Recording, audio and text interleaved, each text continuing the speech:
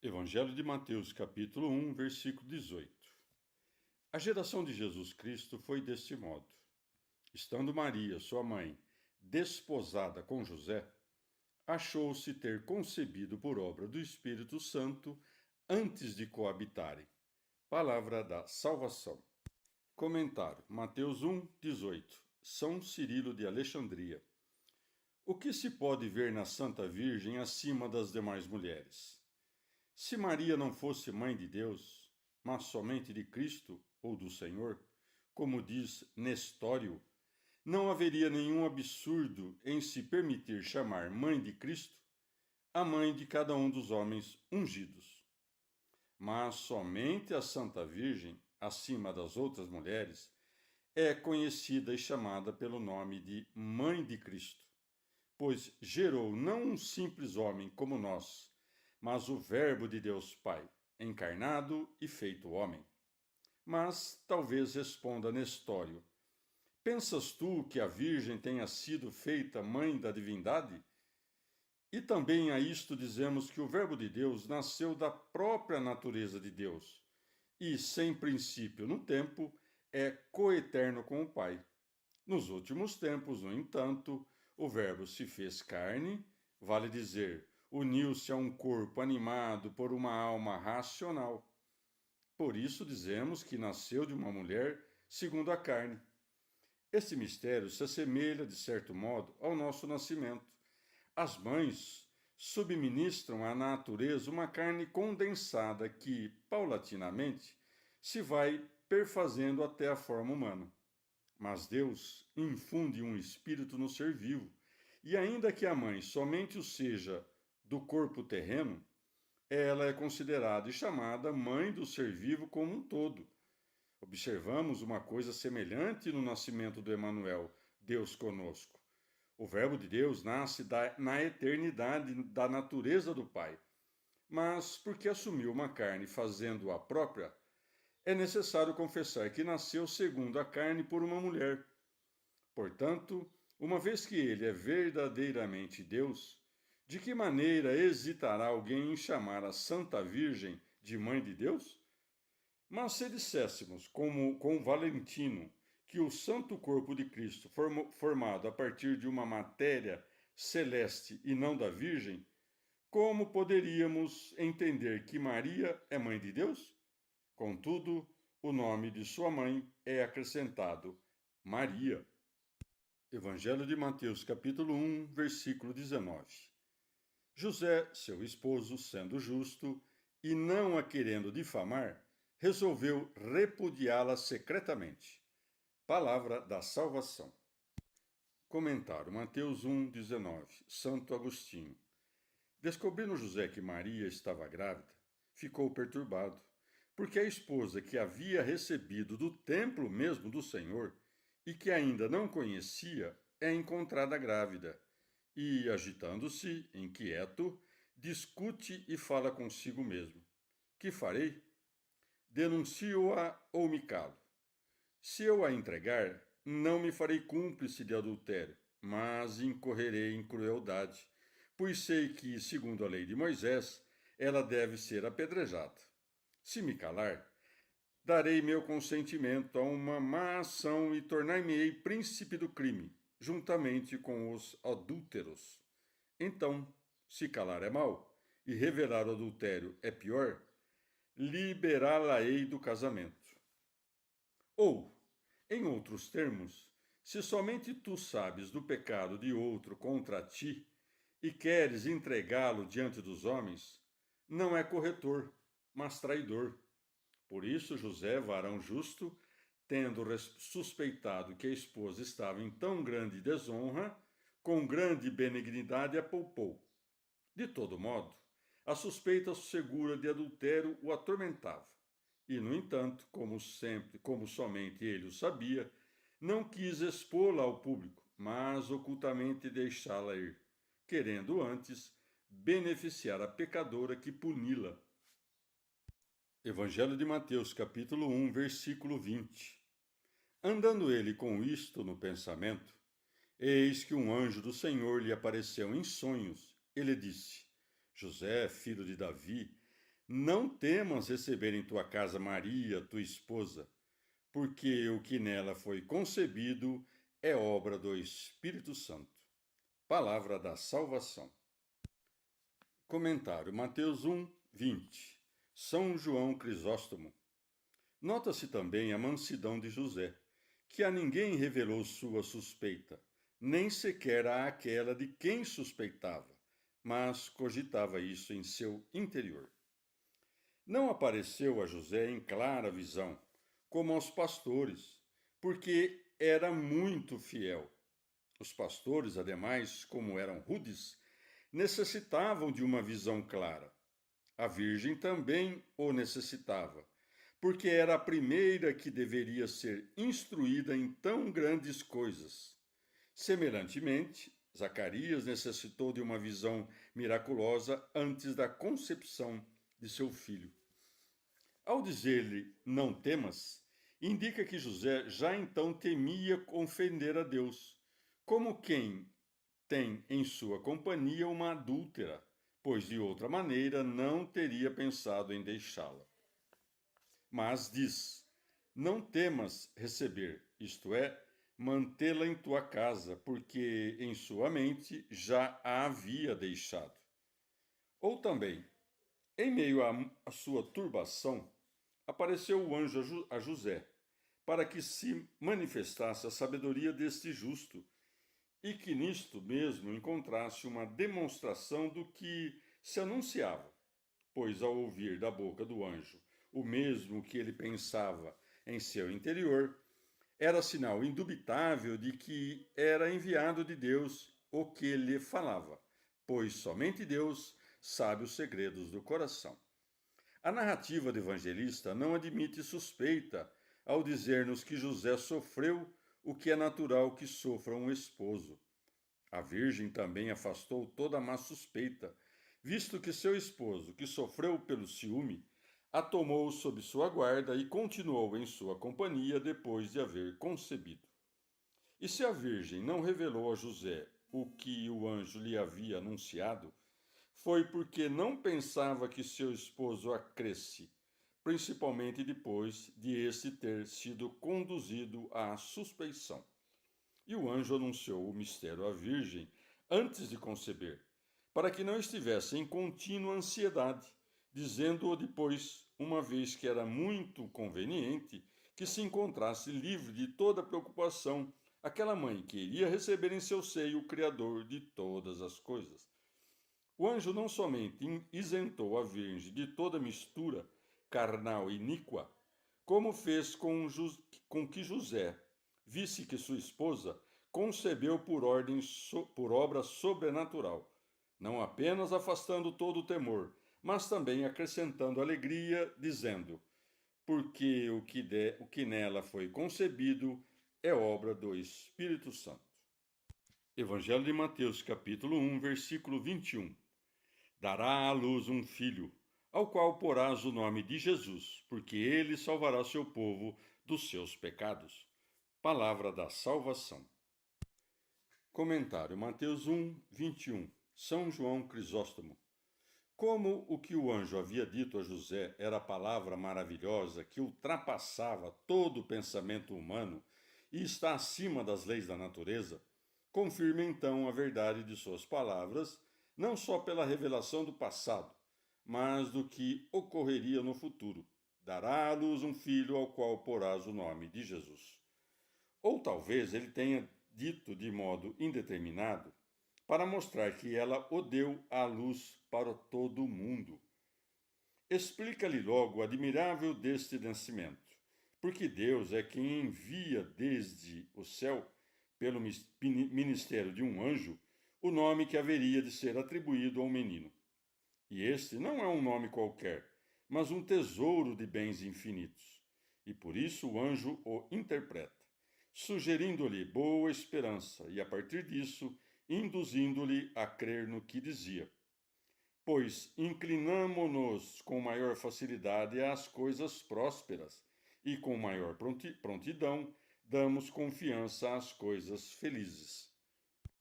Evangelho de Mateus, capítulo 1, versículos de 22 a 23. Tudo isto aconteceu para que se cumprisse o que foi dito pelo Senhor por meio do profeta que diz: Eis que a Virgem conceberá e dará à luz um filho, e lhe porão o nome de Emanuel, que significa Deus conosco. Palavra da salvação. Comentário Mateus 1, de 22 a 23. São Jerônimo. Uma vez que no profeta é dito o seguinte: O mesmo Senhor vos dará este sinal. Isaías 7,14. Deve ser algo novo e maravilhoso.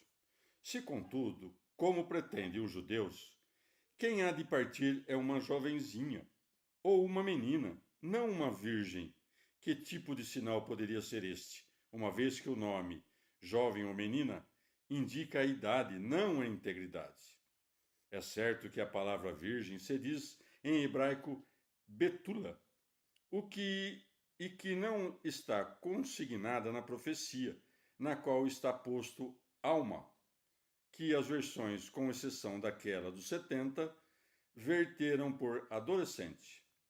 Mas a palavra alma entre os hebreus é ambígua, significa adolescente e oculta. Portanto, alma não quer dizer somente menino ou virgem, mas uma virgem oculta e retida, jamais exposta aos olhares dos homens, mas guardada por seus pais com o maior cuidado.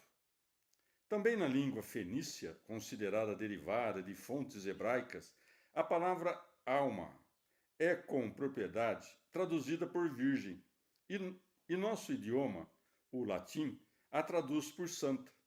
E os hebreus usam palavras de quase todas as línguas. Não me recordo, por mais que lute com minha memória, de ter lido jamais a palavra alma com o significado de uma mulher casada, mas daquela que é virgem. E não apenas virgem, mas nos anos da adolescência, pois também uma velha pode ser virgem. Essa virgem, no entanto, estava nos anos da puberdade, certamente uma virgem, não uma criança muito jovem para se casar. O evangelista diz conceberá. O profeta, como quem prediz o que há de ser, escreveu receberá. O evangelista, como quem refere o sucedido, não o futuro, omitiu o receberá e colocou conceberá. Porque o que já tem, de nenhuma maneira poderá receber, mas disse: Eis que a Virgem conceberá e dará à luz um filho. Os 70 e os outros 3 tradutores verteram, no entanto, semelhantemente, chamarás pelo chamarão, que aqui está escrito e que não está em hebraico, pois o verbo charatim, que todos traduziram por chamarás, pode traduzir-se também por chamará. Vale dizer que a mesma Virgem que conceberá e parirá o Cristo, chamá-lo-á de Emanuel, que é traduzido como Deus conosco. Mas deve-se saber que os hebreus pretendem que essa profecia diga respeito a Ezequias, filho de Acás, porque em seu reinado foi tomada a Samaria, afirmação que não podem provar de modo algum, porque Acás, filho de Joatão, reinou sobre Judá e Jerusalém por 16 anos, a quem sucedeu o reino de seu filho Ezequias, aos 23 anos de idade, e reinou sobre Judá e Jerusalém por 29 anos. Como, pois, a profecia feita a Acás no primeiro ano de seu reinado poderia referir-se à concepção e ao nascimento de Ezequias, uma vez que este já tinha 9 anos quando seu pai Acás começou a reinar? A menos que digam que o 6º ano do reinado de Ezequias, no qual a Samaria foi tomada, chama-se infância do seu reino, não infância de idade, algo que até aos tolos é patentemente forçado e excessivo. Um judaizante dos nossos sustenta que o profeta Isaías teve 2 filhos, Jazube e Emanuel, e que Emanuel nasceu de sua mulher, a profetisa, como figura do Senhor e Salvador. Mas isto é pura fábula. Deve, pois, entender-se o que se diz a Acás nesse sentido. Casa de Davi, esse menino que nascerá da Virgem seja chamado agora Emanuel, porque os eventos mesmos te demonstram, provavelmente libertada dos 2 reis inimigos, que Deus que tem te tem presente consigo, mas depois será chamado Jesus, isto é, Salvador, porque salvará todo o gênero humano. Não te admires, portanto, casa de Davi, com a novidade de que a Virgem dê à luz Deus, que tem tão grande poder que, mesmo havendo de nascer daqui a muito tempo, te livra agora só por haver sido invocado. Evangelho de Mateus, capítulo 1, versículos de 24 a 25. Ao despertar José do sono, fez como lhe tinha mandado o anjo do Senhor, e recebeu em sua casa Maria, sua esposa. E, sem que ele a tivesse conhecido, deu à luz um filho e pôs-lhe o nome de Jesus. Palavra da salvação. Comentário: Mateus 1, de 24 a 25. São Jerônimo. Mas Euvídio, com supérfluo esforço, afadiga-se para mostrar que o verbo conhecer deve referir-se antes à cópula que ao conhecimento, como se alguém já o tivesse negado ou se as inépcias que refuta pudessem ser conjecturadas em algum momento por pessoa prudente. Ele pretende depois ensinar-nos que os advérbios donec e usque significam tempo determinado, depois do qual se realiza aquilo que, até então, não se realizava, como sucede nesta passagem. E, sem que ele a tivesse conhecido, deu à luz um filho. Aqui vê-se, diz Euvídio, que José a conheceu depois do parto, e que esse conhecimento era adiado apenas pelo nascimento do filho. E, para provar-nos tal afirmação, acumula uma multidão de exemplos das Escrituras. A resposta é fácil. Nas Escrituras, a frase "e sem que ele a tivesse conhecido", o mesmo que os advérbios donec e usque, tem duplo sentido de acordo com o contexto. No trecho citado, as palavras "e sem que ele a tivesse conhecido" referem-se, como o mesmo Euvídio observou, à união conjugal, sem que ninguém duvide que possam referir-se muitas vezes a um simples conhecimento do objeto, como no capítulo 2 de Lucas. Ficou o menino Jesus em Jerusalém, sem que seus pais o advertissem. Lucas 2,43. Assim também os advérbios donec e usque significam, com frequência, tempo determinado, como Euvídio faz notar, mas muitas vezes também tempo indefinido, como o seguinte: até à vossa velhice eu sou. Isaías 46:4. Pode inferir-se daqui que depois de terem envelhecido, Deus deixará de ser o que era? O Salvador diz no Evangelho: eu estarei convosco todos os dias até o fim do mundo. Mateus 27:20. Logo, depois que o mundo acabar, não estará ele mais com os seus discípulos? O apóstolo diz: é necessário que ele reine até que ponha todos os inimigos debaixo de seus pés. 1 Coríntios 15:25. Por acaso, depois que aqueles estiverem debaixo de seus pés, deixará de reinar? Compreenda, pois, Euvídio, que o escritor sagrado não escreveu senão aquilo que, caso não fosse escrito, poderia ser matéria de dúvida, sendo que o resto foi deixado à nossa inteligência. Segundo esta regra, o evangelista nos indica aquilo que poderia despertar escândalo, isto é, que ela não foi conhecida por seu marido até o parto, para que, com maior razão, compreendêssemos que não foi conhecida após o parto. Em suma, pergunto a Euvídio: por que José se absteve até o dia do parto? Responder-me-á: porque havia ouvido o anjo dizer que o que nela foi concebido é obra do Espírito Santo. Logo, aquele que teve uma fé tão grande no sonho que não ousou tocar sua esposa, é crível que, depois de ter ouvido os pastores, visto os magos e presenciado tantos milagres, se atrevesse sequer a aproximar-se daquela que era templo de Deus, sede do Espírito Santo e mãe do seu Senhor? Porque o evangelista diz seu filho primogênito, Lucas 2,7. Suspeitam alguns, de modo muito perverso, que Maria teve outros filhos, porque dizem que não se chama de primogênito, senão o que tem irmãos, sendo que é costume das Escrituras não chamar de primogênito a quem seguem outros irmãos, mas o que nasceu primeiro. Além disso, se por primogênito se entendesse aquele ao qual seguem outros irmãos, os primogênitos não seriam devidos aos sacerdotes antes que outros filhos tivessem nascido.